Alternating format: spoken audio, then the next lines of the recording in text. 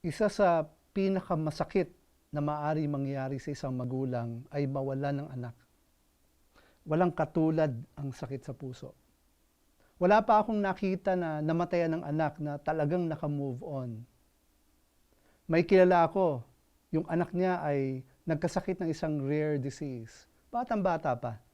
Grade school lang, very active in sports. Napakagwapong bata.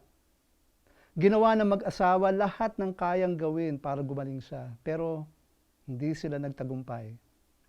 Overwhelming ang sense of loss na naramdaman ng mag-asawa. To honor the memory of his son, sumulat yung kakilala kong ito ng isang libro telling their story. Sabi niya, nakatulong daw ng konti dahil na-articulate niya yung mga nagwawalang emotions niya habang sinusulat yung libro.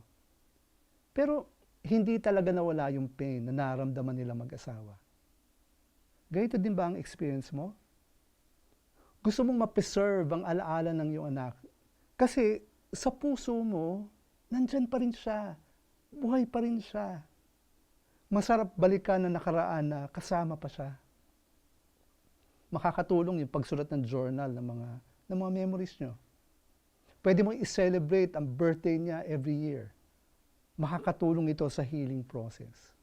At malaking bagay na isipin na kasama na ng anak mo si Jesus ngayon. Dahil very special para kay Jesus ang mga bata. Nakasulat sa Gospel according to Matthew. Let the little children come to me, and do not hinder them, for to such belongs the kingdom of heaven. Malaking comfort ang isipin na ang anak na mahal mo ay mahal na mahal din ni Jesus. Pray tayo. Lord, salamat dahil nasa piling mo ang mga bata na pumanaw na sa mundong ito. Hinahabilin namin sila sa inyo. At tulungan mo po ang mga magulang na nangungulila sa mga anak nilang pumanaw na. I-assure nyo sila ng inyong nag-uumapaw na pagmamahal at ng inyong comforting presence. Ito po ang aking dalangin sa ngalan ng Ama at ng Anak at ng Espiritu Santo. Amen.